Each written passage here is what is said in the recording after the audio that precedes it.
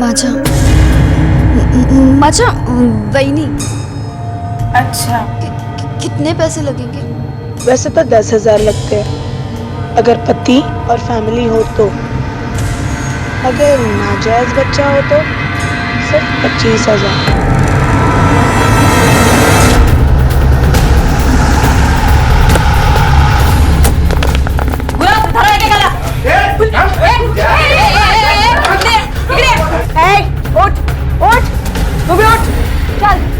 Illegal abortion का धंधा चलता ना यहाँ पे। बात झाली है ऐसी चवाखाना आता। चल तेरे को जेल की हवा खिलाती हूँ। तू तो भाग रही है, या इला ताब्यात घ्या। गुरव, टाका सगळ्यांना आत। चल।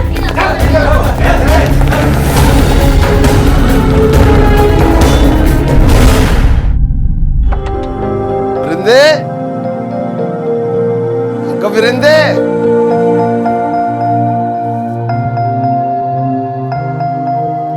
कुठे आहेस तू? बाबा आले। देख तेरी सब पुस्तक लेके आया मैं। विरिंदे, विरिंदे,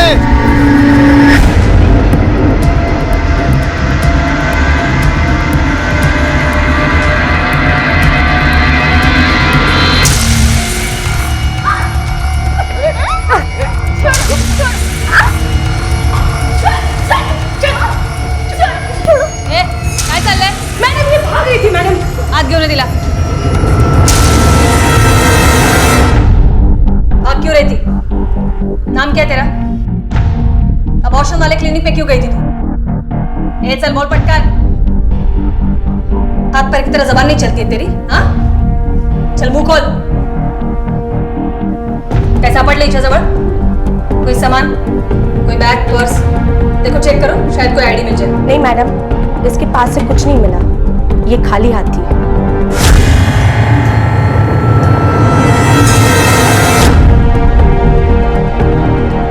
ये खून कैसे लगा? बोलो फटाफट। खाकर बोलोगी या बिना खाए? चल बोल।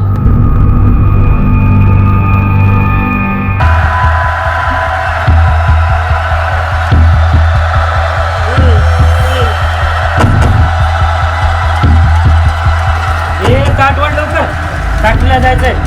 ये बंसोड़, आलास? हाँ बोल। तेरे को पता है विरिंदा किधर गई? तेरे को मालूम नहीं करे? तू जाता है 15-20 दिन को ट्रक चलाने को, तेरे पीछे तेरी लड़की भिंगरी जैसी। राव दे, मैं काय को मेरा मुंह खराब करूँ? ये बंसोड़े, आवर हाँ, अपने से प्यार आवर। तेरे को मदद नहीं करने का तो मत कर। और मेरी बेटी के बारे में कुछ भी गलत सलत सुन के लेगा नहीं मैं। कैसा सुनेगा? तेरे को मालूम है क्या क्या क्या बोलते लोग? घर पे होएगा तो मालूम पड़ेगा ना। जा जा जा, पोरगी संभाल पहले, जा चल। मैडम, वो अबॉर्शन पर कितना खर्चा आता है वो पूछने आई थी मैडम। खुद का अबॉर्शन कराने आई थी? नहीं मैडम, उसने तो कहा था अपनी भाभी का अबॉर्शन करवाना है, लेकिन मुझे जहाँ तक लगता है वो अपने अबॉर्शन के लिए ही आई थी। गुरव, लड़की की प्रेगनेंसी टेस्ट कराओ तुरंत। मैडम, लड़की की प्रेगनेंसी रिपोर्ट पॉजिटिव आई है। चलो कुछ मत बोलो, अपने घर का पता बोलो। माँ बाप इंतजार कर रहे होंगे तुम्हारा, घर छोड़ देते। देखो अगर कुछ नहीं बोलोगी तो यहीं बिठा के रखेंगे। क्यों? मैंने क्या किया है? जहाँ पर तू पकड़ी गई उस क्लिनिक में इलीगल एबॉर्शन होता था। पर मैं वहाँ काम नहीं करती। तो क्यों गई थी वहां पर अबॉर्शन कराने? नहीं नहीं। देखो तुम्हारी टेस्ट से पता चल गया कि तुम प्रेग्नेंट हो। चल बोल, लफड़ा क्या है अभी? लफड़ा नहीं है मैडम, प्यार है मेरा। तो ये बच्चे को क्यों गिराना चाहती हो? नहीं मैडम, मैं गिराने नहीं गई थी। मैं और मेरा पति तो ये बच्चा चाहते हैं। क्यों आ रहा तू मेरे पेट में? आगे क्या कम मुसीबत थी मेरे पास? तुम भी आ गए उसको बढ़ाने के लिए। पति? शादी हो गई है तुम्हारी? जी। उम्र क्या है? 21 साल। लगती तो 18-19 साल की है। नहीं साहब, सच बोल रही हूँ, 21 साल की हूँ मैं। और ये खून तेरे कपड़ों पे कैसे लगा? चल बोला भी। वो मैडम, मेरी तबीयत खराब थी ना, तो मेरा पति खाना बना रहा था। उंगली कट गई उसकी, उसी का खून लगा है। चल ठीक है, फोन लगा, पति को बात करा। फोन नंबर याद नहीं है। घर मोहल्ला गली नंबर कुछ तो याद होगा, या मैं मेरे तरीके से याद दिलाऊं? याद है, राज पाटिल नाम है इनका, नाग थाने में रहते हैं, मकान नंबर 65।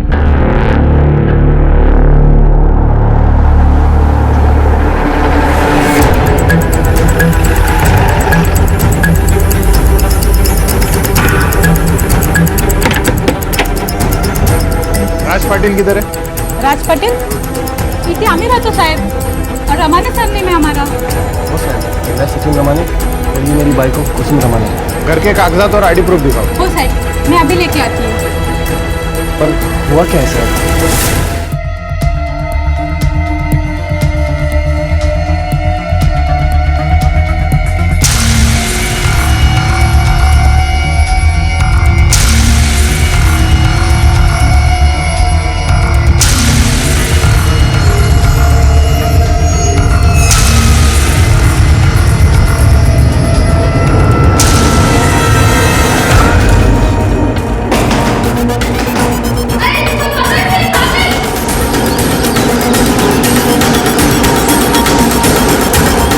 फिर से भागी तू, इसका मतलब है जरूर कोई गलत काम किया होगा।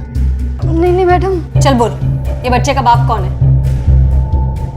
और ये तेरे कपड़ों पे खून के निशान कहां से आए? देख, तू पेट से इसलिए बहुत नरमी से पेश आ रही हूं मैं। अब बोल दे, वरना मैं भूल जाऊंगी तू पेट से। अब बोलेगी या फिर? बताती हूँ मैडम, मैं सब बताती हूँ। मेरा नाम राधिका है, कोल्हापुर से हूँ मैं। 3 महीने पहले मैं एक लड़के के साथ भागकर सतारा आई थी, लेकिन क्या? जब उसे पता चला कि मैं माँ बनने वाली हूँ, उसने मेरे साथ मारपीट की, मुझे बहुत मारा। मैं आपको बचाने की कोशिश करी थी, इसी में मैंने उसके सर पे मारा और उसका खून मेरे यहाँ लग गया। मतलब मर्डर किया है तुमने? नहीं मैडम, मैंने किसी का मर्डर नहीं किया है, उसको तो बस थोड़ी सी चोट लगी थी। उसके बाद उसने मुझे स्टेशन पर छोड़ा और मेरे हाथ में कोल्हापुर की ट्रेन की टिकट दी, पर मैं घर नहीं गई। मैं वहाँ से सीधा क्लिनिक गई अबॉर्शन के लिए। कौन सी गाड़ी से टिकट करवाई थी कोल्हापुर के लिए? सुबह 8 बजे की ट्रेन थी, महाराष्ट्र एक्सप्रेस। गुरु, एक काम करो, रिकॉर्ड्स करो और देखो महाराष्ट्र एक्सप्रेस में इसका बुकिंग है या नहीं। Yes madam. महज 18-19 साल की दिखने वाली ये लड़की जो अपना नाम राधिका बता रही थी, आज उम्र के ऐसे पड़ाव पर थी जहां बचपन की मासूमियत के साथ बढ़ती उम्र की समझ भी आ जाती है। लेकिन समझदारी से कदम उठाना थोड़ा मुश्किल होता है। इंसान झूठ 2 हालात में बोलता है, जब वो किसी से कुछ छिपाना चाहता है या फिर वो कुछ गलत कर रहा होता है। ये लड़की बार बार झूठ बोले जा रही थी, चाहे वो उसकी शादी का जिक्र हो या फिर उसकी उम्र का, हर बार झूठ। और जिस क्लिनिक में इल्लीगल अबॉर्शन होता था, वहां ये लड़की क्या अपना अबॉर्शन करवाने आई थी? क्यों ये अपने झूठ से पुलिस को गुमराह कर रही थी और बार बार पुलिस स्टेशन से उसकी भागने की कोशिश कई सवाल खड़े कर रही थी? मैडम वो फिर से झूठ बोल रही है। 2 दिन रिमांड में रहेगी ना, सब उगल देगी। नहीं जय, अगर ये सच बोल रही है तो इसके ऊपर जो बीती है वो हम नहीं समझ पाएंगे, और हमारा काम है सच का पता लगाना, और हम वो लगा कर रहेंगे। तब तक इसे क्रिमिनल मत समझो।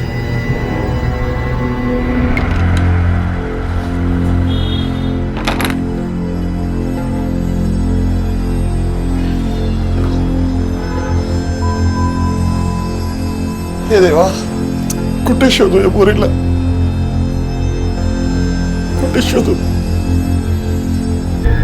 राधिका, ये तुम इस दलदल में फंसी कैसे? तुम्हारे साथ कब से ये सब हो रहा है, तो तुमने पुलिस में कंप्लेंट क्यों नहीं लिखवाई? आई हमेशा कहती थी कि तू खूब पढ़ना, खूब नाम कमाना, क्योंकि यहाँ पर गरीब और मजबूर लोगों का फायदा उठाने वाले बहुत लोग हैं। मैं भी वही करना चाहती थी। आई के जाने के बाद मैं हमेशा केदारेश्वर मंदिर में जाया करती थी, वही मिली थी वो मुझे, हल्का मौशी। काय झाला? क्यों रो रही है? बोल। मेरी आई का देहांत हो गया। उनकी बहुत याद आती है। देवा, तू रो मत, हाँ? रोने से कुछ नहीं होगा, समझना, मैं तेरी आई हूँ। अच्छा एक बात बता, तो यहाँ मंदिर में रोज आती है? मैं भी अब रोज आया करूँगी। मैं तेरी मासी, मतलब माँ जैसी, हाँ? तू रो मत।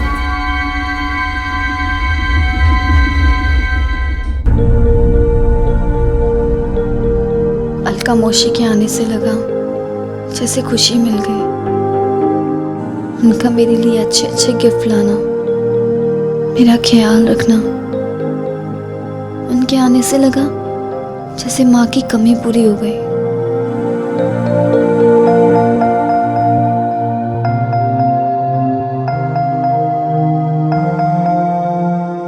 तेरे बाबा 15-15 दिवस बाहर रहते हैं, तुझे कंटाला आता होगा ना? हाँ। तो एक काम कर, तू मेरे साथ पंचगनी चलेगी? कब जाना है? मैं बताऊंगी ना तुझे। ठीक है। वृंदा, वृंदा, वृंदा तुझे क्या हुआ? तू रो क्यों रही है? ये सब किसने किया? मौसी, जब हम लॉन्च के बाहर गए थे तो कमरे में एक आदमी आया था और उसने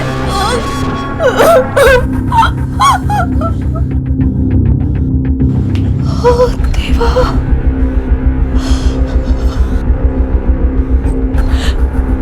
वृंदा, तू चुप हो जा और चल, पुलिस में चलते हैं। नहीं, नहीं वृंदा, पुलिस के पास जाएंगे तो तेरे बाबा को सब कुछ पता चल जाएगा। नहीं, और लोगों को भी पता चल जाएगा कि तेरे साथ क्या हुआ, तो जीते जी मर जाएंगे बेटा। नहीं, क्या करें? नहीं, हम पुलिस स्टेशन नहीं जाएंगे, हम घर चलते। फिर एक बार ऐसा ही हुआ। मैं मौसी पर भरोसा करती रही। प्ले स्कूल और हॉस्टल में एडमिशन कराने के लिए मुझे एक कॉर्पोरेटर के पास ले गए। काश मैं आई का सबक याद रखती और अलका मौसी पे भरोसा नहीं करती। लेकिन जब तुम्हें पता चला कि ये अलका मौसी तुम्हारे साथ ये सब कर रही है, तो तब पुलिस में क्यों नहीं आई तुम? मैं जाना चाहती थी पुलिस के पास, मैं जाने वाली थी, पर अलका मौसी ने मुझे धमकी दी। उसने कहा अगर मैं पुलिस के पास गई तो वो मेरा गंदे वाला वीडियो सबको दिखा देगी। इसलिए मैं डर गई और मैं नहीं गई।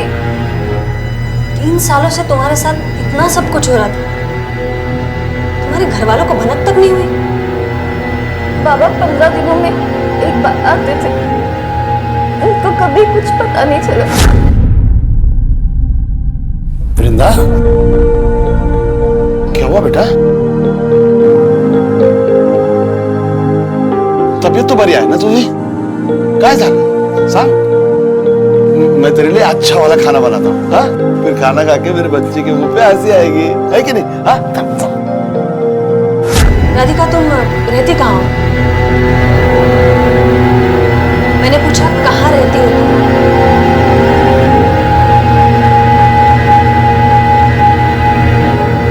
कुछ याद नहीं। ठीक है, जब तक याद नहीं आ जाता तब तक यहीं रहो।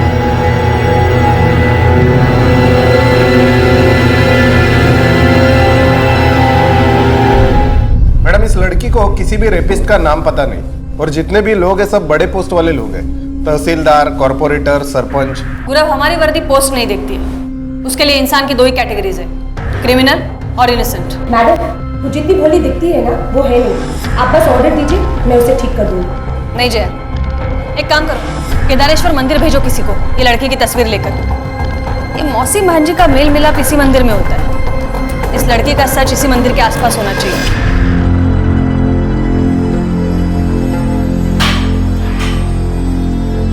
देखिए मैडम, मुझे घर जाने दीजिए और ये खाना मुझे नहीं खाना है। मुझे जितना भी याद था मैंने आपको सब बता दिया। मुझे घर जाने दीजिए प्लीज। मुझे चलो मुझे बहुत मत कर लिया तू। हाँ बच्चे, हाँ ये तमाशा यहाँ नहीं चलने वाला है।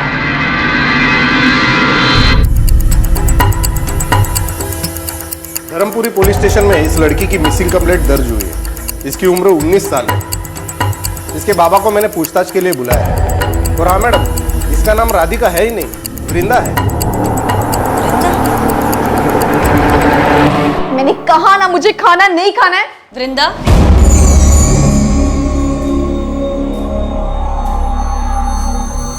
आपको मेरा नाम कैसे पता चला? धर्मपुरी में रहती हो ना? तुम्हारे बाबा को बुलाया है, शायद याददाश्त वापस आ जाएगी बाबा से मिलके। बाबा को क्यों बुलाया आपने? मैं आपके आगे हाथ जोड़ती हूँ, प्लीज मेरे बाबा को कुछ मत बताइएगा प्लीज। क्यों? ये बाबा से इतना क्यों डरती हो तुम? क्या हुआ है?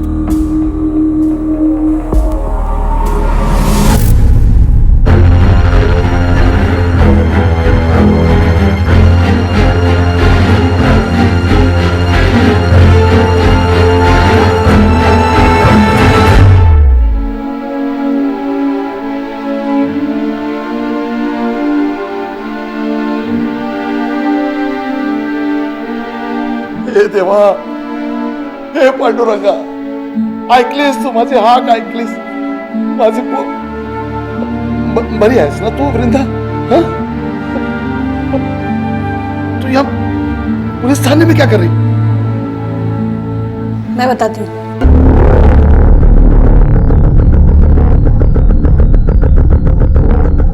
हे काय बोलताय तुम्ही मॅडम? वृंदा के साथ रेप? विचारा तिलाच, शायद आपसे कुछ सच बोल दे।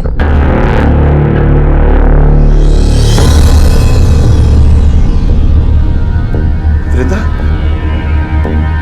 काय ऐकतोय मी? क्या हुआ है तेरे साथ? क्यों नहीं बोलती सास तू? हाँ? तू 3 महीने से ये देवा। पापा, मैंने मैडम से झूठ बोला था, मेरा कोई रेप नहीं हुआ। पापा, मैं आपको बताना नहीं चाहती थी कि मैं पेट से हूँ। पता नहीं, पता कौन है वो? बोलना कौन है जिसने तेरी जिंदगी खराब की? कौन सा पोर है? बोल। गोविंद का लड़का राजू, जिसके तो तू स्कूल में पढ़ती थी। सावित्री का लड़का अखिल, हमेशा तेरे को नजर गड़ा के देखता था। 2-3 बार छेड़ा था ना तेरे को उसने? बोल, अरे बोल ना।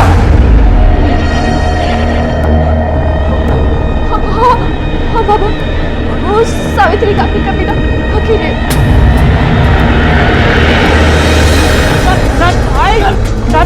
ऐका तरी साहेब, ऐका तरी साहेब, कमी हो गया होगा साहेब। स्टेशन लाइन साहिब छोड़ो ना मेरे बेटे को। साहिब, आशिकी का बुखार चढ़ा ना तुझ पे? हाँ? ये वृंदा का बाप 15-20 दिन घर से बाहर रहता था, पता था तुझे? किस चीज का फायदा उठाया तूने? बोल बोल। नहीं मैडम, हम सिर्फ पड़ोसी हैं। मैंने तो उसे हाथ तक नहीं लगाया। हाँ, बस उसे देखता था।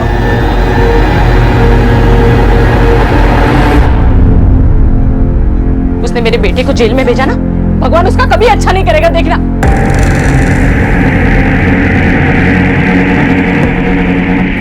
काला करके और मेरे बेटे को जेल में भेज दिया तूने। ये इसने क्या किया? पुलिस उसका पता लगा रही है। अगर मेरे बेटे को कुछ हुआ ना तो मैं छोड़ूंगी नहीं। खबरदार चल मल, तू चल। मैं छोड़ूंगी नहीं तुझे। हाँ जा जा।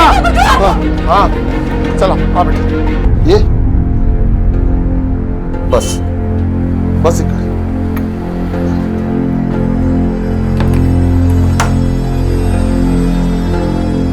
तू हात मुंह धो, कपडे बदल, मी खायला बघतोय।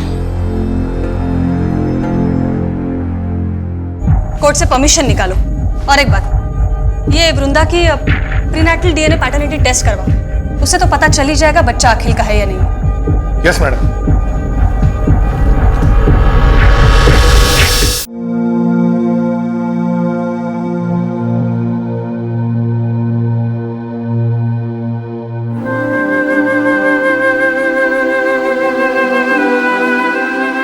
काय बनवू खायला? झुणका करूं कि बैंगन? बोल ना। तेरे हाथ का अच्छा लगता है ना तेरे को? दाल चपाती बनाता हूँ। हाँ, पता नहीं कब से ठीक से खाना नहीं खाया तू।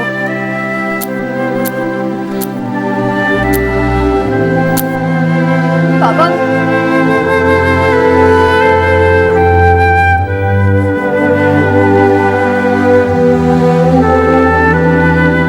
गुस्सा आ रहा है ना मेरे पे? गुस्सा तो है, पर बेटी है तू मेरी। मेरे पे गुस्सा आ रहा है ना? ठीक है, हाँ मुझे मारो।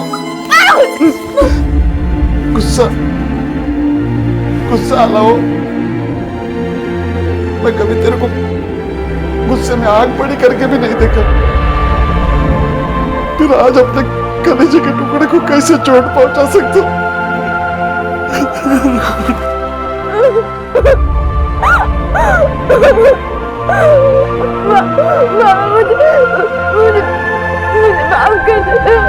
एक पिता और बेटी के रिश्ते के बीच में एक मर्यादा होती है और इसी वजह से वृंदा नहीं चाहती थी कि उसकी जिंदगी के इस भयानक सच के बारे में उसके पिता को कुछ भी पता चले। लेकिन ऐसा हो चुका था।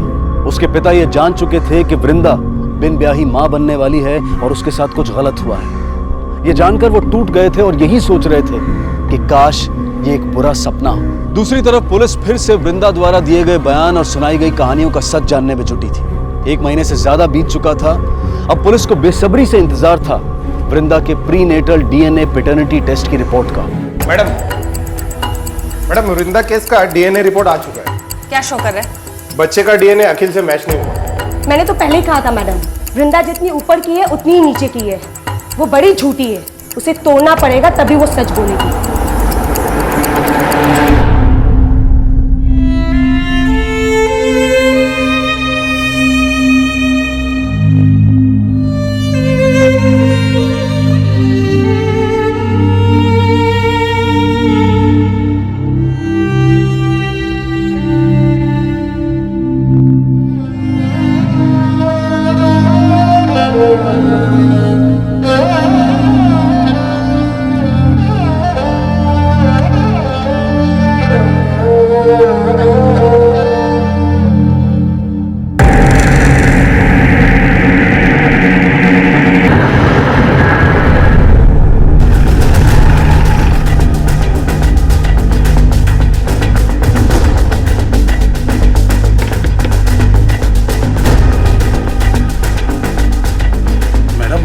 वृंदा को बुलाइए।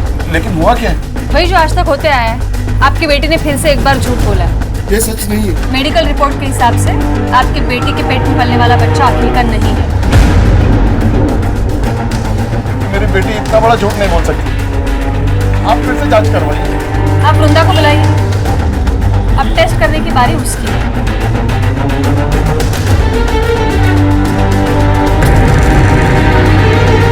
मैडम वृंदा तो नहीं है, रात को तो घर पे ही थी। वृंदा के बारे में पता कराओ। ज्यादा दूर नहीं गई होगी, यहीं आसपास होगी।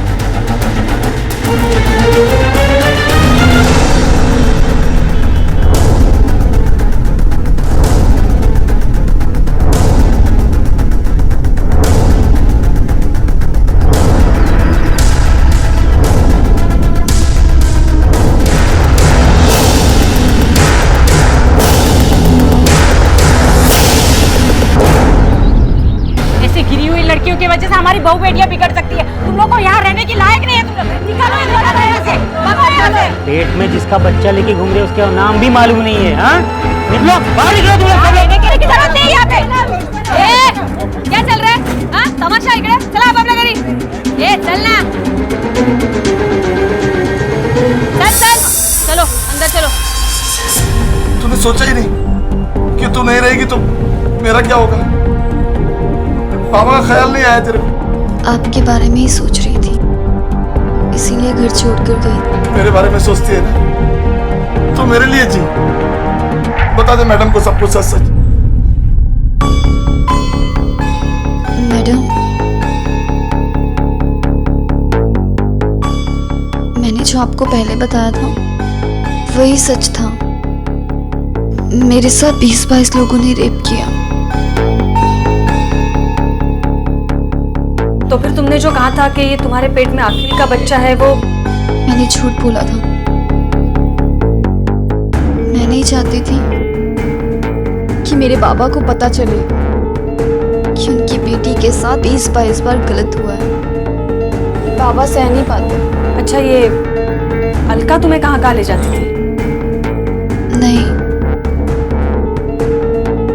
अच्छे से याद नहीं है। अलका मौसी आती थी मुझे लेने और वही छोड़ कर जाती थी। माँ बाप को पता चलेगा तो क्या होगा? सोसाइटी में बात फैल गई तो लोग क्या कहेंगे? ऐसी ही डर की पट्टियों को शातिर गुनहगार अक्सर मासूमों के मुंह पर लगाकर उन्हें चुप करा देते हैं और अपने फायदे के लिए उनसे मनचाहा काम करवाते हैं। आखिरकार वृंदा के झूठे स्टेटमेंट्स के उलझे हुए धागों में से जो एक सच का धागा पुलिस के हाथ लगा, वो था उसके साथ 20-22 बार किए गए बलात्कार का सच।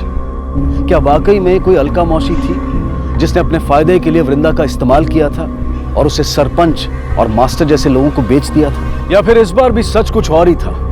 पुलिस के लिए यह चुनौती थी कि इतनी बार झूठ बोलने के बाद भी क्या वृंदा पर फिर से भरोसा करना ठीक था?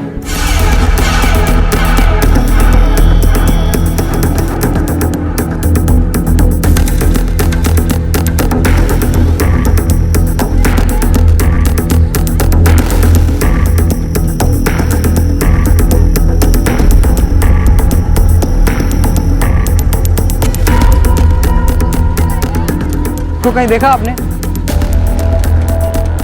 जी हाँ, मैंने इसे 1-2 बार देखा है मंदिर में आते हुए। एक लड़की से बात कर रही थी। ये लड़की है वो? जी हाँ, यही है। ये वृंदा ने पहली बार वाकई हमसे सच कहा है और उसका यही सच हमें रेपिस्ट के गले तक पहुंचा सकता है। मुर्गी कितनी निर्लज है ना, काय बोलूं, कहाँ मुंह काला किया होगा पता नहीं, तो भी मुंह उठा के चलती है वो। बाप भी तो वैसे ही होगा ना, 15-15 दिन बाहर रहता है, कहाँ मुंह मारा होगा पता नहीं उसने। इसको और इसके बेटी को ना जहर खा के मरना चाहिए।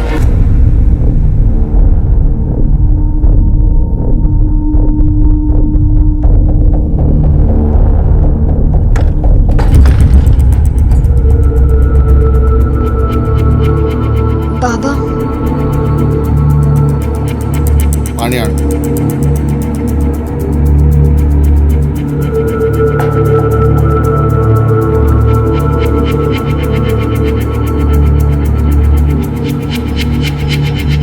बाबा पानी।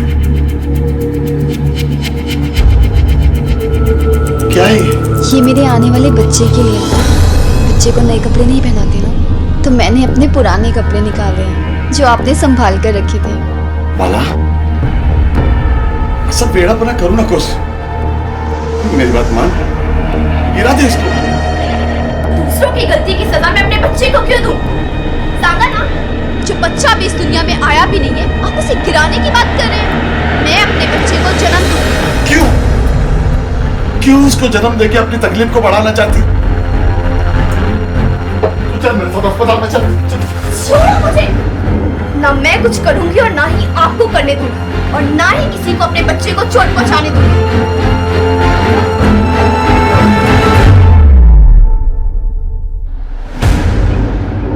मैडम, सारे बार में, रेस्टोरेंट्स में, रेड लाइट एरियाज में उसकी स्केच भेजी, लेकिन अलका का कहीं कोई क्लू नहीं मिला। ये लड़की इस मैटर को घुमा रही है, लेकिन क्यों?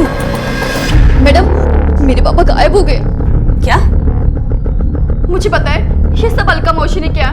शायद उसको पता लग गया होगा कि मैंने उसकी गंदी करतूतें आपको बता दी है, और उसी बात का बदला लेने के लिए उसने मेरे बाबा को गायब किया। उसके अलावा ये काम और कोई नहीं कर सकता, मैं जानती हूँ। ये तुम्हारी अलका मौसी 3 साल से तुमसे गलत काम करवा रही है। उसकी एक भी डिटेल नहीं है तुम्हारे पास। जिन लोगों ने तुम्हारे साथ गलत किया है उनकी भी कोई डिटेल्स नहीं है। हम लोग कैसे पहुंचेंगे उन तक? देखो, अभी भी कुछ छुपा रही हो तो बता दो। मैं कुछ भी झूठ नहीं बोल रही हूँ, मैं सब सच बोल रही हूँ।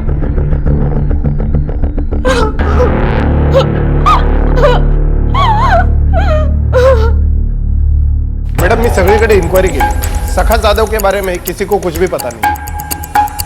हो सकता है गुरु वो लड़की सही बोल रही हो, जो कुछ भी किया है अलका ने किया हो। मैडम, आप फिर से उस झूठी की बातों को सच मान रहे हो? देखो तुम्हारे साथ जो कुछ भी हुआ है वो गलत हुआ है, लेकिन तुम थोड़ा याद करने की कोशिश करो। जितना क्लियर तुम हमें बताओगे उतना जल्दी हम उन दरिंदों को पकड़ पाएंगे। अच्छा ठीक है, ये उस जगह जाने में कितना समय लगता था? 3 घंटे शायद। वहाँ एक गांव था जहाँ सरपंच जी का घर था। सरपंच जी ही बगा मुलगी। पर 3 घंटे लगे थे। वहाँ मास्टर जी मिले थे। फिर 2 घंटे लगे थे। वहाँ कोई तहसीलदार थे। क्या साहेब, बस इतना ही? जितनी कौली पोरगी उतना जास्ती पैसा। गुरु एक काम करा, ये सातारा से 2-4 घंटे पर जितने भी गांव हैं, उस गांव से सारे तहसीलदार, सरपंच, मास्टर, नेता, ये टाइप के लोगों की फोटो और डिटेल्स निकालो। मैडम आपको लगता है ये सब सच होगा? गुरु अगर ये लड़की सच बोल रही है ना, तो ऐसी कई लड़कियां होंगी इस दलदल में। और उन्हें बचाने के लिए व्हाइट कलर की सफेदी भी चेक करनी पड़ी ना, तो भी मैं करूँ।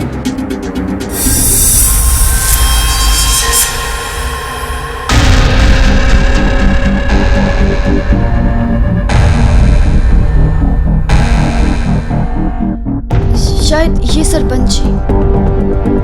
इसमें देखो तहसीलदार है,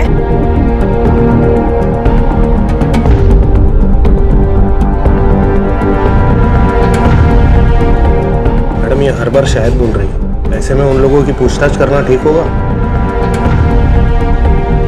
इस लड़की को पहचानते आप? कौन है? इस लड़की का रेप हुआ है और जिन लोगों ने रेप किया है उनमें से एक आप है, ऐसा इसका कहना है। मैडम आप यहाँ तक आके ऐसी बातें करके मेरा नाम खराब करने की कोशिश कर रही है। आप लोग जरा भी दिमाग नहीं लगाते ना, बस ऐसे ही चले आते हैं। इस लड़की का तो पता नहीं, लेकिन दोबारा अगर मेरे ऊपर आरोप लगाया तो आप पर ही हरेसमेंट के केस ठोक दूंगा। कैसी बात कर रहे हैं sir? Sir I am a teacher, हम बहुत इज्जतदार लोग हैं। सर मैंने अपनी पत्नी को छोड़ के किसी भी महिला को हाथ तक नहीं लगाया। गुरु एक काम करा, सबके कॉल डिटेल्स निकालो और देखो कोई ऐसा एक नंबर है जो सबसे कनेक्टेड है। Yes madam. ये अलका ने सबको 1-2 बार तो पक्का फोन किया होगा। मैडम एक लेडी आई है, उसे वृंदा के बारे में कुछ बात करनी है। बुलाओ। Okay ma'am. मैडम मैं वृंदा की पड़ोसी हूँ। जब उसका बाबा गायब हुआ उससे 1 रात पहले उसके घर से काफी आवाज आ रही थी। सखा वृंदा से बच्चा गिराने की बात कर रहा था। चल मेरे साथ अस्पताल में चल। छोड़ो मुझे। ना मैं कुछ करूंगी और ना ही आपको करने दूंगी, और ना ही किसी को अपने बच्चे को चोट पहुंचाने दूंगी। मैडम मुझे तो लगता है इसमें कहीं ना कहीं वृंदा का ही हाथ है। मैडम मेरी आई भी नहीं है, सिर्फ बाबा है। मैं अपने बाबा के साथ बुरा कैसे कर सकती हूँ? कर सकती हूँ, क्योंकि अब लाइफ में तुम्हारे कोई नया आने वाला है और वो है तुम्हारा बच्चा। अब तक तो अबॉर्शन करने वाली थी और अब ये बच्चा रखने की बात क्यों? दूसरों के गलत काम की सजा मैं अपने बच्चे को दूं? हेलो मैडम उन सब लोगों के कॉल रिकॉर्ड में एक कॉमन नंबर मिला है, पुणे का कोई गजानन शिर्के नाम का। ठीक है।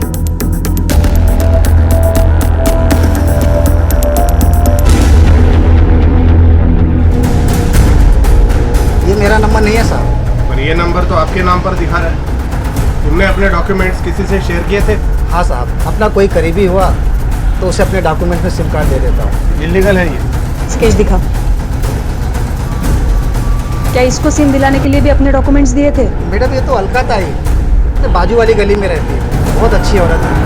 उनका एक NGO भी चलता है जो सबका भला करता है। Thank you.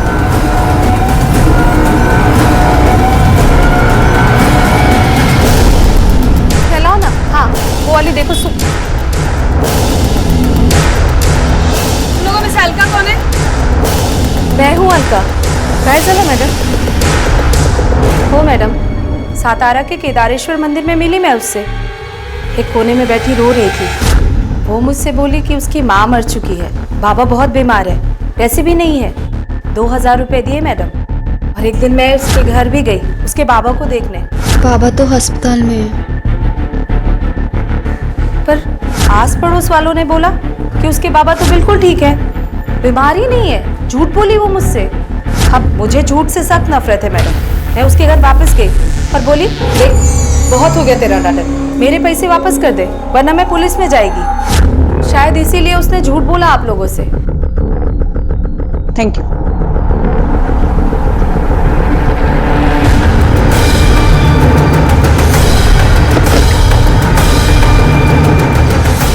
फोन करता हूँ। Hello, police station. बोल, बता। सच सच बता, तेरे को किसने भेजा था? बता, किसने भेजा था तेरे को? बता। बोलता हूँ मैं साहब, बताता हूँ। हाँ, बोल। अलका मोहसिन भेजा साहब, वृंदा और उसके बच्चे को मार देंगे। मैं कुछ नहीं करी। आप मैडम मेरी बात तो सुनो। वो लड़की एक नंबर की झूठी है मैडम। वो सब कुछ झूठ बताया उसने मेरे बारे में। मैंने कुछ नहीं किया मैडम।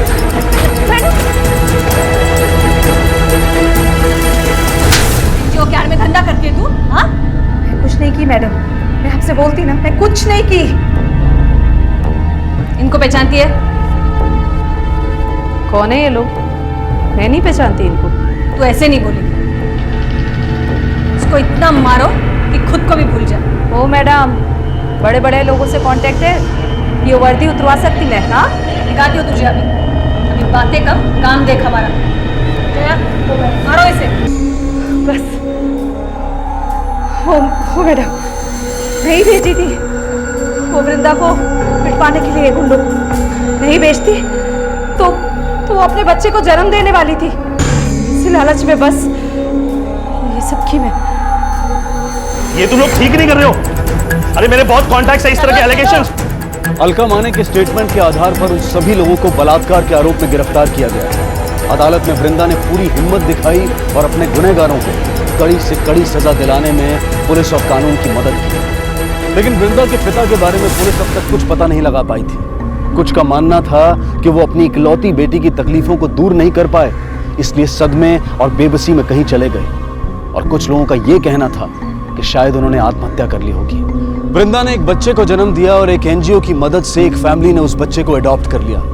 अब वृंदा ऐसी एक एनजीओ के साथ जुड़कर अपनी पढ़ाई कर रही है और साथ ही अपने जैसी न जाने कितनी मासूम लड़कियों की मदद करती है, उनकी हिम्मत बनती है। हमें दिल से अपनाने वालों और अपने फायदे के लिए अपना बनाने वालों के बीच के फर्क को सही वक्त पर जानना और समझना बेहद जरूरी है। जिंदगी में कुछ आसान नहीं होता है। जो काली रात में हिम्मत से संघर्ष करता है वही उजाला बनकर चमक उठता है। इसी विचार के साथ अब मैं अनूप सोनी आपसे विदा लेता हूं। फिर मुलाकात होगी अगले एपिसोड में जुर्म की एक और कहानी के साथ।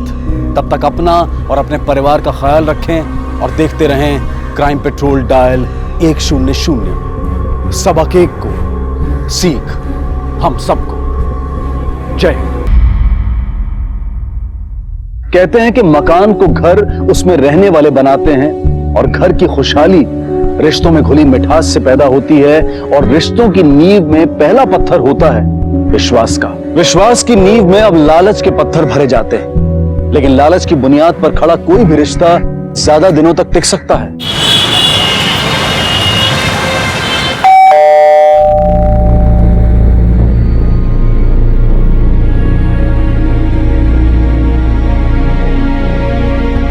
क्या हुआ तुम्हें? अरे सनी, तुम यहाँ पे टाइम पास कर रहे हो और हम वहां दुकान पे अकेले ही परेशान हो रहे थे। क्या हो गया? तुम दोनों का मुंह क्यों बना हुआ है? वो जिया जी, हम और दिव्याज मिलने वाले थे। हम रेस्टोरेंट पे उसका इंतजार कर रहे थे, पर वो आई नहीं। कई बार फोन भी ट्राई किया, लेकिन फोन भी पिक नहीं कर रही। कॉलेज गया तो पता चला कि वो कॉलेज में भी नहीं है। और तो और उसका फोन भी नॉट रीचेबल आ रहा है। रुको, हम ट्राई करते हैं। The number you have called is currently not reachable. Phone तो नहीं लगा। रुको, हम देखते हैं।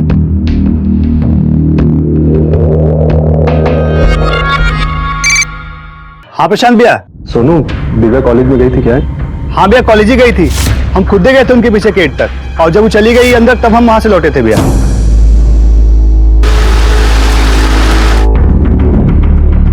सर, दिव्या नाम है हमारी बहन, 22 साल की है, कॉलेज जाती है।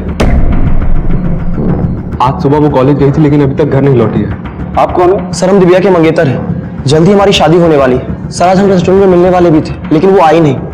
हमने सर कई बार कॉल भी किया, लेकिन उसने पिक नहीं किया। हो सकता है अपने सहेली या दोस्त के साथ कहीं गई हो। नहीं सर, ऐसा तो कभी भी नहीं होता। वो कॉलेज से सीधा घर ही वापस आती है, और अगर कहीं जाती भी है तो हमें या कम से कम सनी को जरूर पता। क्या ये शादी दिव्या की मर्जी से हो रही थी? जी सर, बिल्कुल दिव्या की मर्जी से ही शादी हो रही थी। सिंह, इनसे दिव्या का नंबर ले लो और दिव्या की लास्ट लोकेशन क्या है फाइंड आउट करो। सर, नंबर बताइए।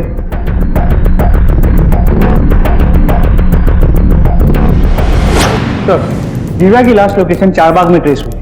चारबाग? सर वहां तो मेरी बहन और जीजा जी रहते हैं। रंजन नाम है जीजा जी का। आज मैंने उनको फोन किया था लेकिन उन्होंने उठाया नहीं। दोबारा से ट्राई कीजिए, शायद इस बार उठाए। जी सर।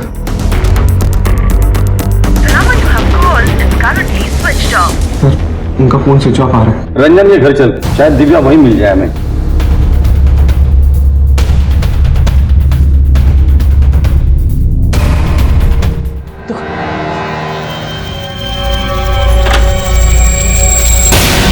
दीदी दिव्या आई थी क्या यहाँ पे?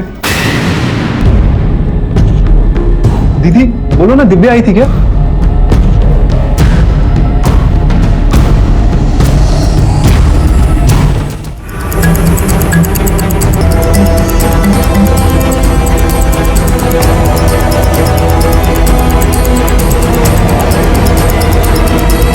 हम मुन्ने की थेरेपी के लिए डॉक्टर के पास गए थे।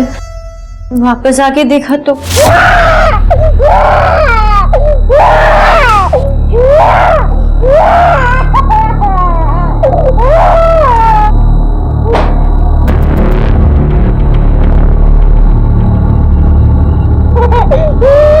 पानी लेकर आता हूं बेटा।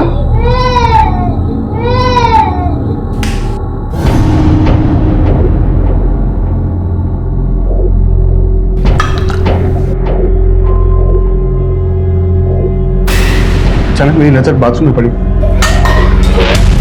तो मैंने देखा कि दिव्या बहुत बुरी हालत में बाथरूम में पड़ी हुई थी। आपने हमें कॉल क्यों नहीं किया? सर मैंने आपको कहा, लेकिन मैं बहुत डर गया था। एक जवान लड़की की लाश में ऐसे कैसे छोड़ सकता था। मैं आपको फोन करने वाला था सर। दिव्या यहाँ कैसे आई?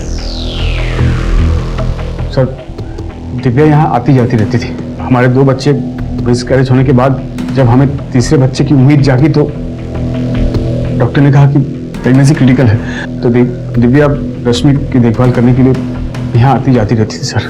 बस बस बस, और नहीं, अब हमसे और नहीं खाया जाएगा। दीदी ये तो आपका हिस्सा था ना, अभी मुन्ने का हिस्सा बचा हुआ है। चलिए, आपको पता है ना मुन्ना बहुत कमजोर है, आप खाएंगे नहीं तो हेल्दी कैसे होगा? चलो खाओ। दिव्या इसी घर से कॉलेज आती जाती रहती थी और रुकती भी थी सर, इसलिए मैंने उसे घर की एक डुप्लीकेट चाबी भी दे दी थी। दिव्या यहाँ आने वाली है, आज बताया था उसने? हाँ सर, उसे फोन करके हमें बताया था कि वो यहाँ आने वाली है सर। ठीक है, जब तक केस की तहकीकात पूरी नहीं होती आप लोग शहर छोड़ के कहीं नहीं जाएंगे। फॉरेंसिक वालों को बुलाकर बॉडी पोस्टमार्टम के लिए भेज देना। दिव्या के कॉल रिकॉर्ड्स मंगो। रंजन और रश्मि वाकई थेरेपी सेंटर में गए थे या नहीं, ये भी कंफर्म करो सर। प्रशांत, दिव्या कैसे? प्रशांत, मुझे बहुत डर लग रहा है, मेरा मन बहुत घबरा रहा है। हमें यहाँ अच्छा नहीं लग रहा प्रशांत। हम यहाँ नहीं रहना चाहते। हमें और मुन्ना को यहाँ से ले चलो प्रशांत, हम नहीं रहेंगे।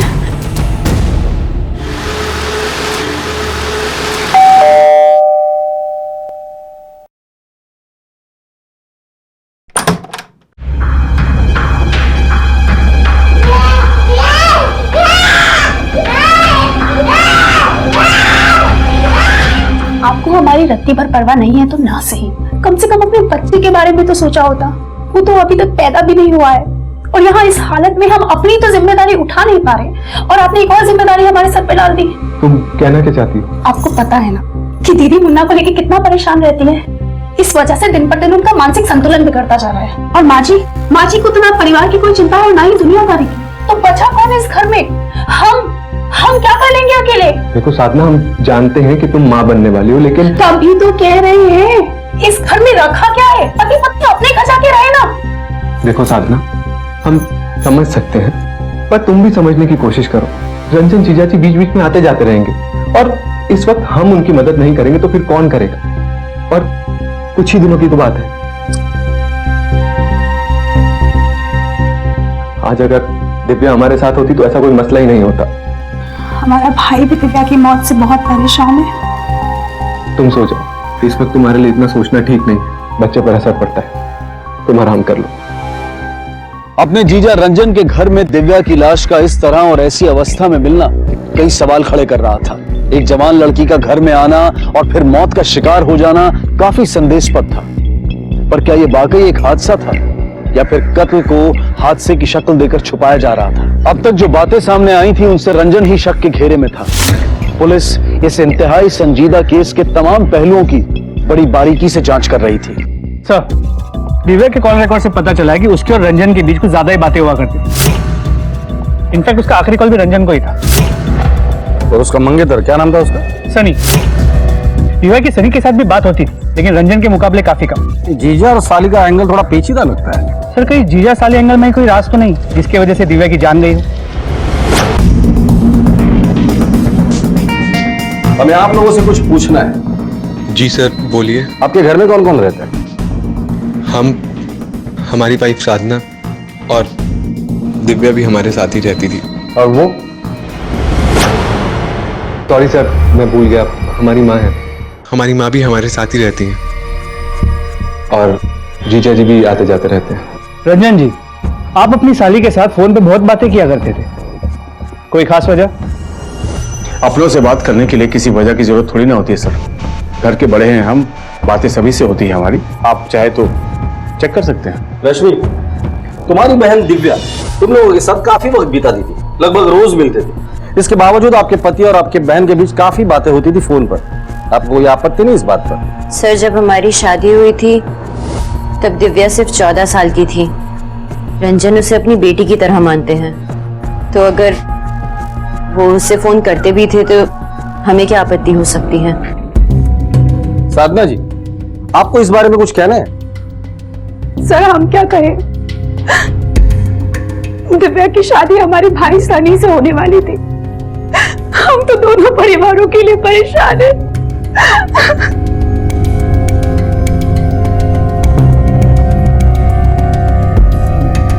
माँ जी, हमें दिव्या के बारे में आपसे कुछ पूछना है। माँ जी,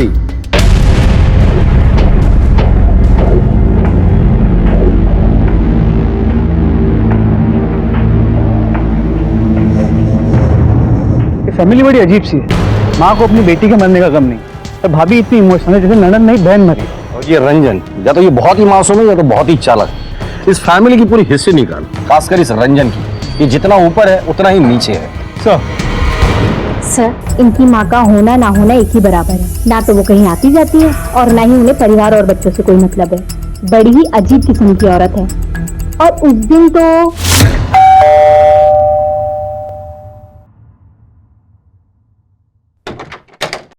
अरे भाभी आप? हाँ दिव्या, प्रसाद लेके आए थे, पूजा थी ना घर में। ये लो, आप आइए, हम बर्तन लेकर आते हैं। हाँ। अब प्रणाम मौसी जी, अब माता रानी का प्रसाद लाए थे, लीजिए। मौसी जी, मम्मी वो प्रसाद। और उस दिन तो इतना कुछ हुआ भी नहीं था कि जमुना मौसी ने अपनी सगी बेटी को थप्पड़ खींच दिया। सगी बेटी मतलब कोई सौतेली बेटी भी? हाँ साहब, रश्मि और प्रशांत मौसी के सौतेली बच्चे हैं। उन तीनों को देखकर कभी लगता ही नहीं था कि रश्मि सौतेली बेटी है। सर, कुछ दिन पहले दिव्या की सगाई हुई थी। सगाई भी बहुत जल्दबाजी में किए थे, और सर सगाई के बाद शादी भी बहुत जल्दी होने वाली थी।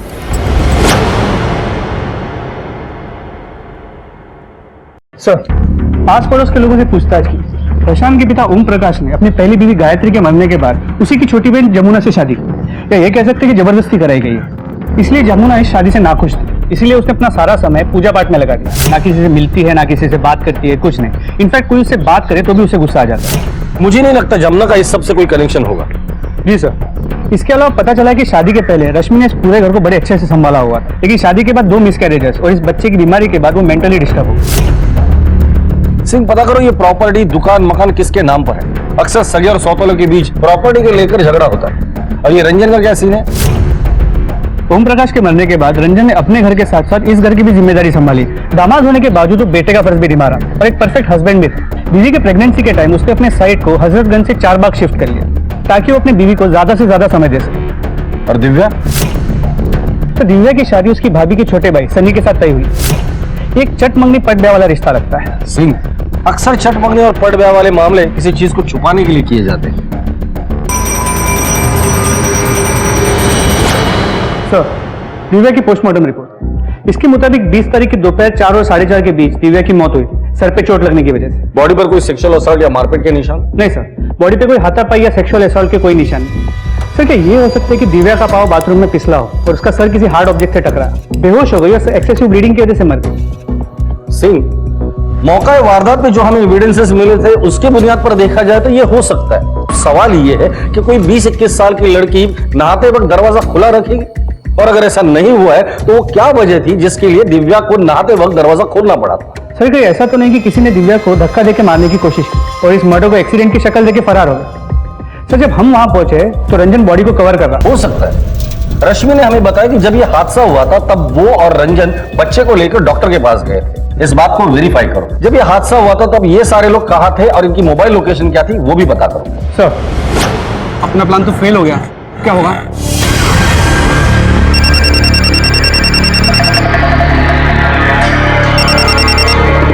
हेलो सर, ये आप क्या कह रहे हैं? सर आपने तो कहा था कि 1 महीने बाद। सर इतना सारा पैसा मैं अचानक से कहां से कर पाऊंगा सर? सर थोड़ा वक्त तो दीजिए सर, मेरी परेशानियों को समझिए सर। हेलो सर, बात तो सुनिए सर। हेलो जी हाँ, रंजन जी और रश्मि जी आए थे अपने बच्चे को लेकर कल, और लगभग 3 घंटे तक वो यहीं थे। पूरे परिवार की हादसे के वक्त की मोबाइल लोकेशन चेक की, किसी की भी लोकेशन उस एरिया की नहीं। रश्मि और रंजन की मोबाइल लोकेशन उस एरिया की थी जहां वो बच्चे को थेरेपी के लिए ले गए। मैंने डॉक्टर से वेरीफाई किया। ये सनी और दिव्या की शादी जल्दबाजी में हो रही थी, दोनों के बीच कोई लव वाला एंगल था? तो इन्वेस्टिगेशन में ऐसी कोई बात सामने नहीं है। सबका कहना है कि ये चेक मंगनी पट ब्याह वाला मामला है।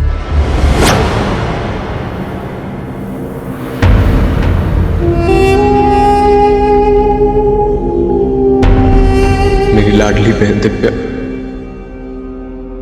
ये सब कैसे हो गया तुम्हारे साथ? क्या क्या सपने सजाए थे तुम्हारे लिए? सर हम पहली बार दिव्या से दीदी के शादी में मिले, हमें वो पसंद आ गई थी। हमने दीदी से सारी बातें शेयर करी। दीदी ने दिव्या से बात भी किया लेकिन उसने मना कर दिया। हम बिल्कुल भी निराश नहीं हुए सर, लेकिन हमें मालूम था कि वो शहर में पली बड़ी है और हमारे साथ शादी करके वो गाँव नहीं जाएगी। इसलिए हम प्रशांत जीजा जी के साथ दुकान पर काम करने लगे। लेकिन कुछ दिनों बाद हमने फिर से दीदी के जरिए अपनी शादी की बात छेड़ी और इस बार दिव्या मान गई और हमारी सगाई हो गई सर। सगाई के बाद दिव्या का बर्ताव कैसा था? मेरा मतलब है उसके बर्ताव में कुछ बदलाव आया था? नहीं सर, ऐसा कुछ नहीं था। हम बाहर मिलने लगे थे लेकिन हमें धमकी भरे कॉल आने लगे थे सर। धमकी भरे कॉल? किससे? वो तो हमें पता नहीं, लेकिन हाँ बार बार हमें फोन करके धमकाने लगा। बोलता था कि दिव्या से दूर रहे, शादी मत कर उससे, वो सिर्फ हमारी है। और तो और सर, एक बार हमारा एक्सीडेंट भी हुआ था बाइक से।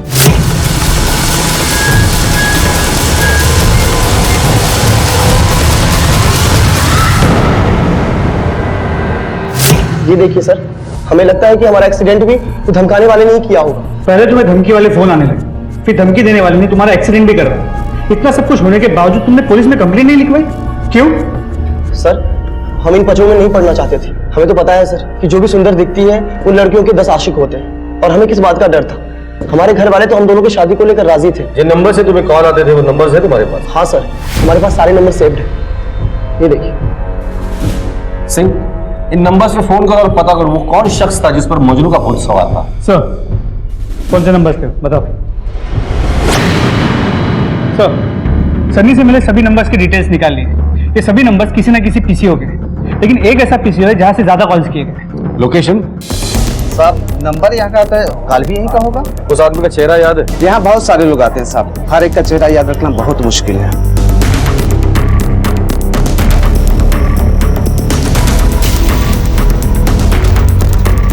आपकी दुकान के बाहर जो सीसीटीवी है 10 तारीख का 4:17 का मुझे फुटेज चाहिए। ठीक है सर, मिल जाएगा। फॉरवर्ड करो थोड़ा। हाँ बस।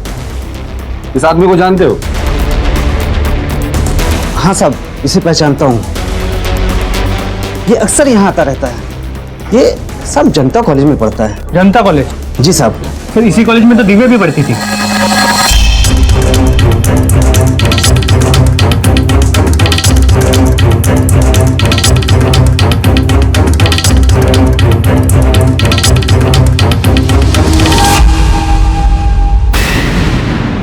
चाय पीने का बहुत शौक है ना तुझे? पुलिस स्टेशन की चाय पी के देख ले, स्ट्रांग वाली। सर हम दिव्या से बहुत प्यार करते थे, उसके लिए हम कुछ भी कर सकते थे। 1-2 बार बोलने की हिम्मत भी की, लेकिन हम उससे बात नहीं कर पाए।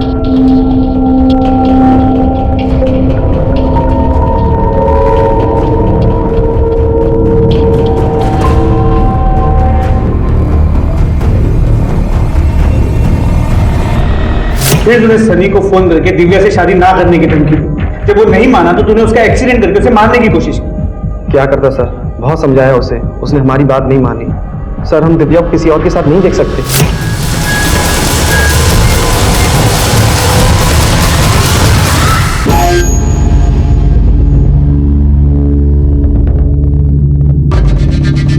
सनी बच गया तो तुम्हारे पास कोई और रास्ता नहीं था, इसलिए तुमने दिव्या को ही मार डाला।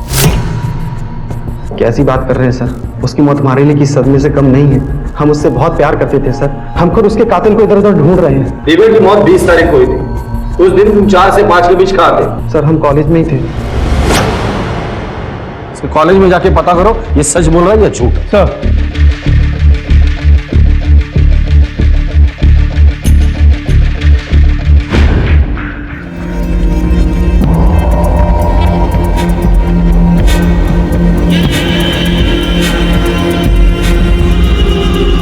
मुन्ना, रश्मि, रश्मि, मुन्ना कहाँ है? रश्मि, रश्मि मुन्ना कहाँ है? कौन? क्या? अरे मुन्ना कहाँ है? मुन्ना नहीं दिख रहा, कहाँ है मुन्ना? मुन्ना? मुन्ना, साधना। सर मैंने अच्छे से क्रॉस चेक किया, दिव्या की मौत के वक्त आदित्य कॉलेज में ही था, लेकिन उसके दोस्तों से बात करके और उसके कॉल रिकॉर्ड कंफर्म हुआ है वो पूरा दिन कैंटीन में था। सिंह, एक बात मुझे खटक रही है। इस आदित्य ने सनी को धमकी दी, उसका एक्सीडेंट भी करवाया, लेकिन इस सनी ने उफ तक नहीं किया। अब ये सनी इतना जिगर वाला भी नहीं और ना ही इतना सीधा कि इन सारी धमकियों को इग्नोर करके वो दिव्या के साथ शादी करने के बारे में सोचे। इस सनी की कुंडली निकालो। सर साधना, साधना, अरे मुन्ना नहीं दिख रहा, कहाँ है मुन्ना? कहाँ चला गया? मुझे नहीं पता, मैं तो बाहर गई थी।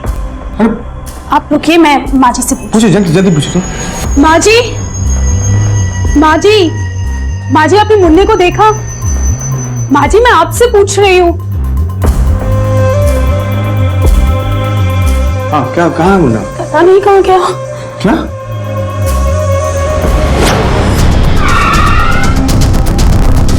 आस पड़ोस की दुकान में पूछताछ करो। सर यहाँ कब से काम कर रहे हो तुम? बहुत साल हो गए सर, दुकान गोमती नगर में थी तब से हैं हम। और ये सनी भी यही काम करता है? जी सर, पहले वो गांव में रहते थे लेकिन अब कुछ दिनों से यही काम करते हैं। ठीक है सर, इस सनी के बारे में आस पड़ोस की दुकान में पूछताछ तो कुछ नई और सरप्राइजिंग बातें सामने आई। जैसे? सर हम ये तो जानते हैं कि दिव्या सौतेली थी और इन भाई बहनों के बीच में प्यार बहुत, लेकिन हम ये नहीं जानते कि बाप की पूरी जायदाद दिव्या के नाम पे, और इसीलिए साधना और सनी दिव्या को अपनी घर की बहू बनाना चाहते थे। इसका मतलब सनी दिव्या को मार ही नहीं सकता। आखिर सोने के अंडे देने वाली मुर्गी को मारने की गलती कोई क्यों करेगा? बिल्कुल सर, और ऊपर से सनी ने मार्केट से करीब 70 लाख रुपए उठाए नए बिजनेस के लिए, और अब वो लेनदारों के कॉल से परेशान था। लेकिन ये सनी तो प्रशांत के साथ दुकान में काम करता है ना? सर करता तो है, लेकिन वो कम में मानने वाला आदमी नहीं, इसीलिए उसे पैसे वाली बीवी चाहिए जिसके भरोसे उसने मार्केट से इतना लोन उठाया था। भाई साहब, आपने मेरे बच्चा को देखा क्या? छोटा सा वो मुन्ना।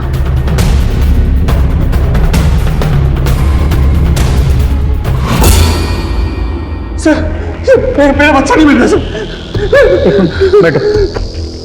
सर मेरा बच्चा नहीं मिल रहा सर, मैंने उसको बहुत ढूंढा लेकिन कहीं नहीं मिला। देखिए मैं बहुत परेशान हूँ, देखिए इसका फोटो। बच्चे को आखिरी बार कब देखा था?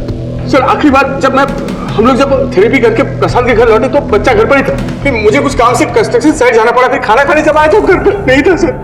बच्चा जब गुम हुआ था तो घर पर और कौन कौन था? सर उस वक्त घर पर रश्मि और माँ जी थे, और बाद में साधना बाहर से आई थी।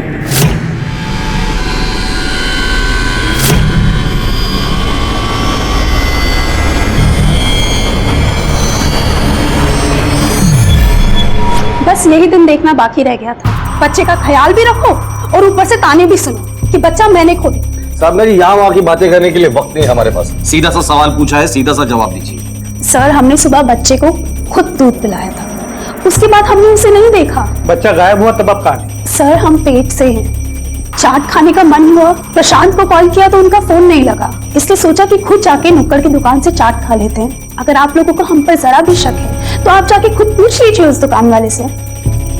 माँ जी जब बच्चा गायब हुआ था आप कहाँ थी?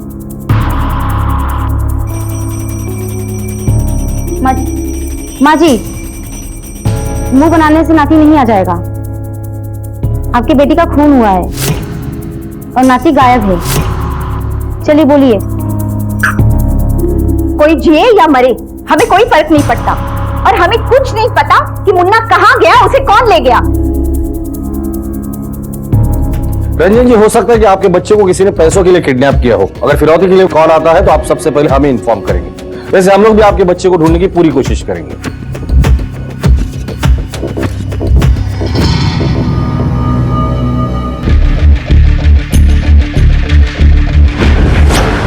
चाट वाले से कंफर्म किया, जब बच्चा गायब हुआ साधना उसी के दुकान पे।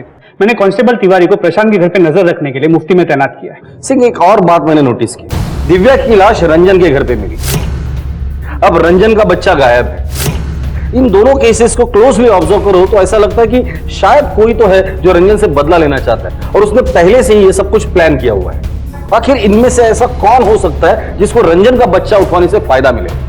साधना, प्रशांत, जमुना, सनी, रश्मि या खुद रंजन? सर, अगर ये किडनैपिंग रैंसम के लिए हुई तो सबसे पहला शक सनी पे जाता है, क्योंकि पैसों की सबसे ज्यादा जरूरत इसी को है, और दिव्या की मौत से सबसे बड़ा नुकसान इसी का हुआ। हो सकता है अपने 70 लाख का कर्ज चुकाने के लिए इसने ये किडनैपिंग की। रंजन को अभी तक रैंसम के लिए कॉल नहीं आया। एक काम करो, इस सनी पे 24 घंटे नजर रखना, एक कांस्टेबल उसके पीछे लगा दो। ये कहाँ जाता है, किससे मिलता है, क्या बात करता है, क्या खाता है, क्या पीता है, सारी इंफॉर्मेशन मुझे चाहिए। सर, एक ही परिवार में पहले एक जवान लड़की दिव्या की मौत हुई, वो भी अपनी ही बहन के घर में, और फिर उसी बहन रश्मि का बच्चा भी गायब हो गया। एक ही घर में हो रहे ये हादसे क्या संकेत दे रहे थे? सर, कल रात से हमारे पति का कुछ पता नहीं चल रहा। सर, वो रात को घर पर भी नहीं आए। क्या? समझ नहीं आ रहा क्या करें। अब बैठिए। आखिरी बार आपके पति की कब बात हुई आपसे? सर, कल सुबह घर से नाश्ता करके दुकान के लिए निकले थे, रात को वापस घर नहीं आए। मैंने बहुत इंतजार किया सर। उनका फोन क्यों नहीं लग रहा? सोचा कि एक बार सोनू को दुकान पे फोन करके पूछ लेती हूँ, पर सोनू ने बोला कि सोनू, इतनी रात हो गई है, तुम्हारे भैया घर नहीं आए? भैया तो आज आए नहीं थे। ठीक है, आप जाइए, हम ढूंढने की कोशिश करें। सही है, हमारे पति का फोटो। प्रशांत की कॉल रिकॉर्ड निकालो और आखिरी लोकेशन क्या थी ये पता करो, और ये फोटो सारे पुलिस स्टेशन में सर्कुलेट करो। सर,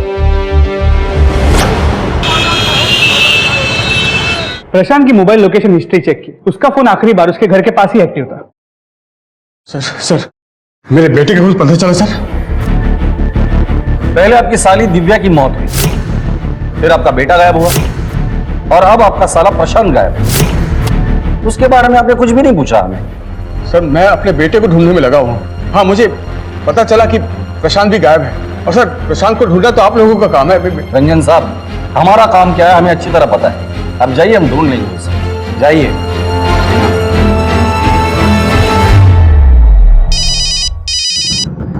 हेलो, क्या? ठीक है, हम आते हैं। सर, मार्केट के पीछे वाले नाले के पास एक नवजात बच्चे की लाश मिली। सर, पोस्टमार्टम रिपोर्ट से पता चला है कि बच्चे को गला दबा के मारा गया, और उसे उसी दिन मारा गया जिस दिन वो मिसिंग हुआ। जिस दिन बच्चा गायब हुआ उसके बाद से ही प्रशांत भी गायब है। ये ऐसा तो नहीं कि बच्चे को मारने के बाद ये छूमंतर हो गया। सर, आप लोगों के जो मन में आता है आप लोग कह देते हैं। सर, आपको तो पता है कि हमारे पति खुद दीदी और मुन्ना को हमारे घर लेकर आए थे, तो भला वो ऐसा कैसे कर सकते? एक बार तो हमें दीदी की बहुत चिंता होती है, वो कब तक ऐसे मुन्ने की वजह से अपनी जिंदगी खराब करती रहेंगी। और वैसे भी पता है, अगर किसी बच्चे को जन्म से पहले ही सांस लेने में प्रॉब्लम होना, वो कभी भी ठीक नहीं होती है। और हम क्या कह रहे थे, हमारी मौसी जी कह रही थी एक इंजेक्शन होता है जो डॉक्टर मरीजों को लगाता है और उससे उनको मौत दे दी जाती है। क्या कहते हैं उसको, मर्सी किलिंग। हाँ, अगर आगे से ऐसी बात जुबान से निकाली तो जुबान काट के हाथ में दे देंगे। और कौन सी मौसी है वो तुम्हारी? हाँ, हम भी पूछते हैं उनसे कि बच्चों के साथ, अपने बच्चों के साथ कोई ऐसा करता है क्या? सर, हमारे पति ऐसा कर ही नहीं सकते थे। वो तो मुन्ना को इतना चाहते थे, इतना प्यार करते थे, वो कैसे मारेंगे उसे? पुलिस के सामने अब दो नए केस थे, दिव्या की मौत और अब मुन्ना की मौत। कौन था इस सब के पीछे? कौन था जो किसी खास मकसद से इस घर को अपना निशाना बना रहा था? इतना तो साफ था कि एक ही घर में एक के बाद एक होते हादसे किसी बड़े तूफान का संकेत दे रहे थे।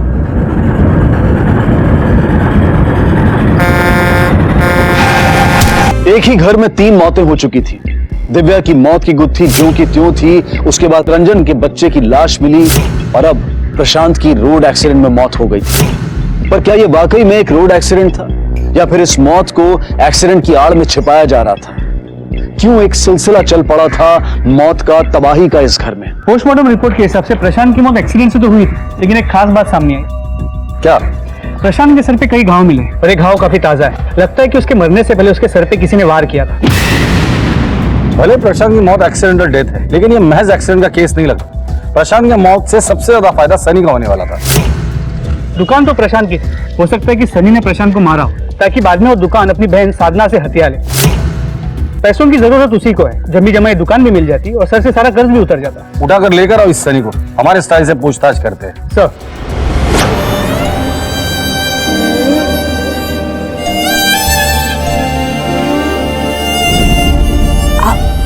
पापा बनने वाले।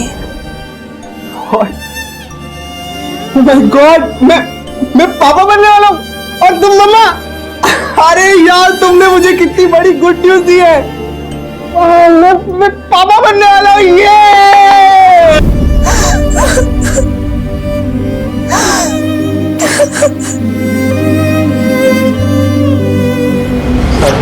हम क्यों मारेंगे अपने जीजा को? हम तो अपने बहन से बहुत प्यार करते हैं और मारना तो बहुत दूर की बात है सर। हम कभी ऐसा सोच भी नहीं सकते। प्रशांत जीजा जी के लापता होने के बाद पूरे टाइम हम शॉप पे ही रहते हैं। फिर भी आपको भरोसा नहीं तो आप सीसीटीवी फुटेज चेक कर सकते हैं या फिर सोनू से पूछ सकते हैं सर। दुकान पे कितने घंटे रहते हो? करीब 14 घंटे। 14 घंटे। तो सनी साहब, ये सीसीटीवी फुटेज और सोनू, ये 14 घंटों का हिसाब दे सकते हैं। अब बचे 10 घंटे। 10 घंटे किसी को मारने की प्लानिंग करने के लिए काफी होते हैं। सर, बाकी के समय के लिए आप हमारे दोस्तों से पूछ सकते हैं। कुछ दिनों से हम पैसों को लेकर बहुत परेशान रहते हैं सर। सर, इस बार सनी की बात सही नहीं। सिंह, एक ही परिवार के 3 लोगों की मौत होती है। कुछ ना कुछ तो है जो हमसे छूट रहा है। एक काम करो, प्रशांत का एक्सीडेंट जिस रोड पर हुआ था वहां जितने भी सीसीटीवीज हैं, चाहे वो घर के हो, दुकान के हो, रास्ते के, सबकी फुटेज मुझे चाहिए। सर, रही बात रंजन के बेटे की, तो रंजन और रश्मि अपने बच्चे को लेकर थेरेपी सेंटर गए थे। एक बार इस थेरेपी सेंटर चलकर पता करते कि वाकई में रश्मि और रंजन वहां आए थे। जी सर, मुझे अच्छे से याद है। उस दिन रश्मि अकेले आई थी बच्चे को लेकर, और ऐसा पहली बार हुआ कि रंजन जी साथ नहीं थे। ये तो वो हमेशा साथ आते थे। क्या आप बता सकती है कि रश्मि अपने बच्चे को लेकर कितने बजे यहाँ से गई थी? एक मिनट सर, मैं चेक कर लेती हूँ। Around 1:30 PM।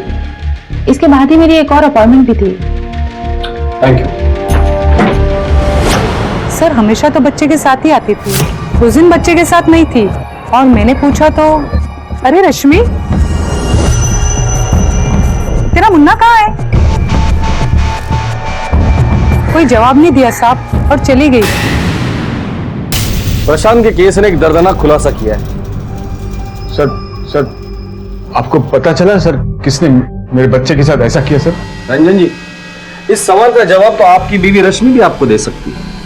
रश्मि जी, बताइए रंजन जी को कि आपके बेटे की मौत कैसे हुई और किसने मारा उसे?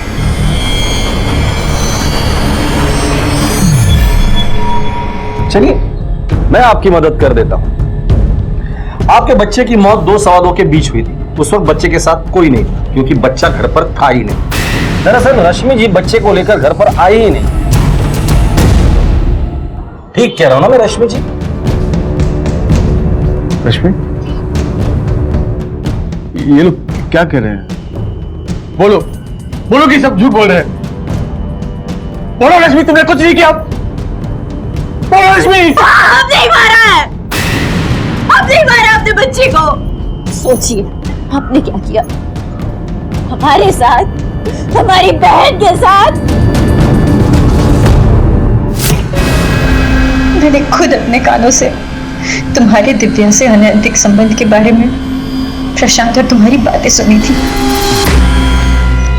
जीजा जी, जीजा जी, क्या बात है प्रशांत? क्या है? दिव्या के कबर्ड से मिला क्या है? बताओ, क्यों मारा दिव्या? प्रेग्नेंट थी इसलिए? प्रशांत चुप। तुम्हारा दिमाग खराब हो गया क्या? मैंने दिव्या को नहीं मारा। अगर दिव्या प्रेग्नेंट होती तो पोस्टमार्टम रिपोर्ट में पता नहीं चलता क्या? तुम दुनिया को अगर बताओगे ना तो तुम्हारी दूसरी बहन का घर टूट जाएगा। सोच लो। हम वही सोच रहे थे कि पहले तो दिव्या ने सनी के साथ शादी के लिए हाँ बोल दी, लेकिन बार बार उस शादी को टालती रही। समझ ही नहीं आ रहा था हमें कि क्यों कर रही है वो ऐसा। यही जानने के लिए हमने सोनू को दिव्या के पीछे लगवाया था, ताकि हमें पता चले कि वो कहाँ जा रही है, किससे मिल रही है। जो आपने किया है ना, उसकी सजा मैं आपको जरूर दिलाऊंगा। मैं अभी पुलिस को फोन क्या बता दूं? क्या लगता है ये फोन तोड़ने से मैं पुलिस को नहीं बताऊंगा? अरे मैं प्रशांत शांत, हम अपने बच्चे के बीमारी में इतने पागल हो गए कि आपने हमारे ही सामने, हमारे घर में, हमारी बहन के साथ, इसलिए हमने मान डाला। अपने ही हाथों से अपने बच्चे को मार डाला। मार डाला।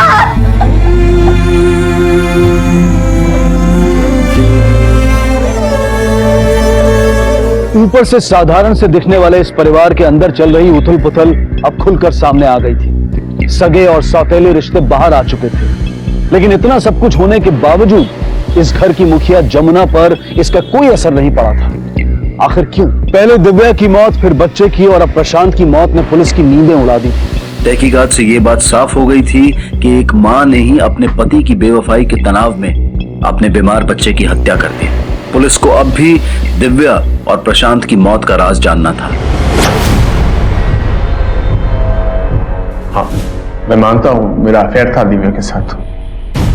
दिव्या के साथ रहने के लिए, उसके पास रहने के लिए मैंने अपनी साइट हजरतगंज से चारबाग शिफ्ट कर ली थी, क्योंकि उसका कॉलेज वहां से पास पड़ता था।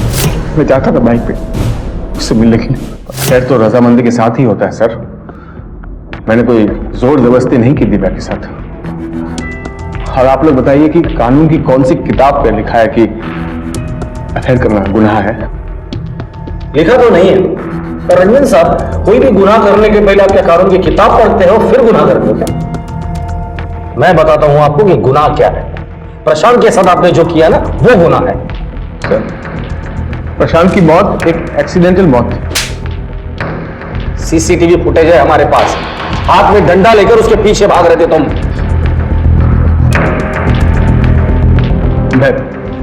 मैं बताता हूं सर क्या हुआ था। प्रशांत रुक जा। क्या रुकूं मैं? तुमने दिव्या को मारा है।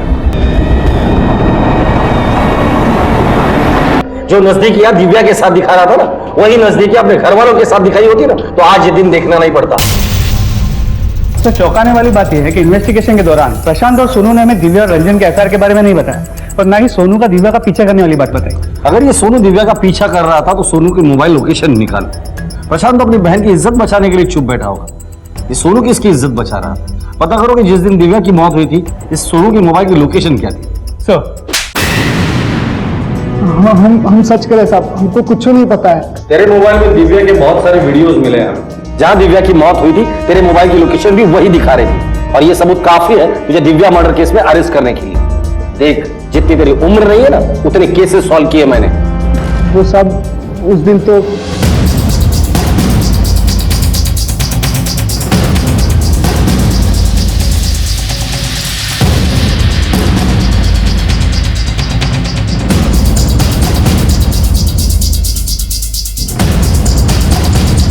हमारा यकीन कीजिए सर, हम नहीं माने दिव्या को।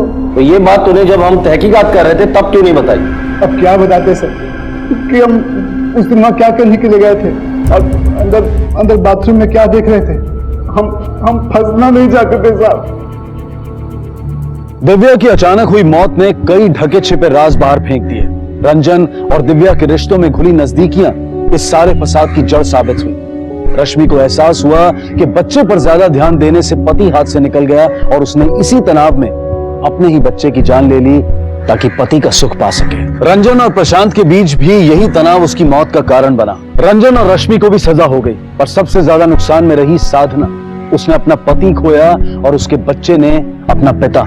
जमुना ने अगर परिवार की बागडोर सही तरीके से संभाली होती तो आज ये परिवार इस अशांति का शिकार नहीं होता। हमने हमेशा कहा है कि जो है उसमें खुश रहें, और जो पाना चाहते हैं उसके लिए कड़ी मेहनत करें। इसी विचार के साथ अब मैं अनूप सोनी आपसे विदा लेता हूं।